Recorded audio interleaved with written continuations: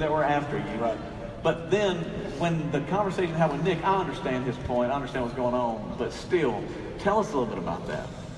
So when after I hurt my shoulder and I go and I have the surgery from Dr. Andrews in Birmingham, I was only 6 weeks into the process of rehabilitation, and it was going to be an 8-month process just to be able to throw again. And Dr. Andrews is telling me you're probably not going to feel normal for 2 years. Okay, so that was a daunting thing. So you can imagine there's not many NFL teams that are, breaking down the door to come sign me.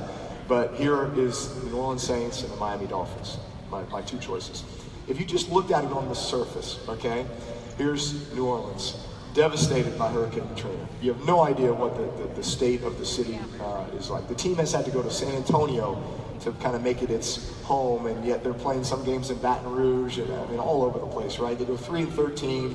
The organization is a mess. Who's going to be the head coach? Is this unproven guy, Sean Payton from the Dallas Cowboys? There you go. So one good thing y'all gave us. And so there's that. And then you've got Miami, right? The city of Miami.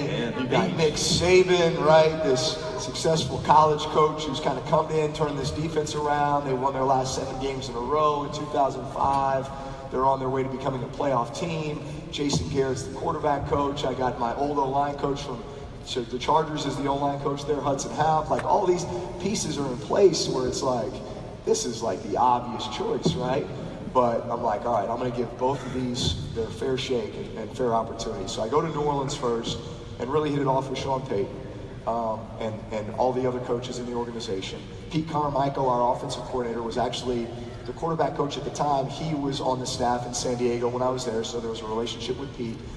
But, you really had to drive through the city with an open mind, and say, you had to see past a lot of the devastation to say that, this was an opportunity more so than it was any type of a burden. So I go to Miami, and all I felt from Miami when I was there was how much doubt they had in my ability to come back.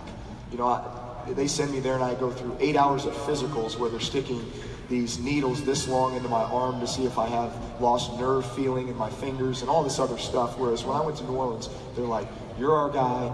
We believe in you. You're going to lead this team on the field. You're going to lead this community lead this community, and we have no doubt in you. You're our guy.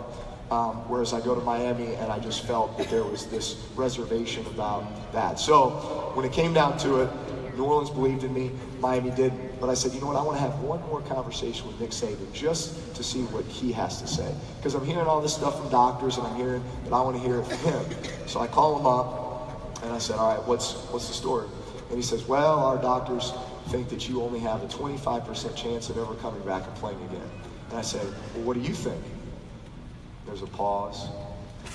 And I said, you know what? That pause tells me everything. He's like, well, I have to believe what our doctors are telling me. And I said, okay, well, you know what? I have a lot of respect for you, Coach Saban. Thank you very much for the opportunity, but I'm going to New Orleans. Yeah!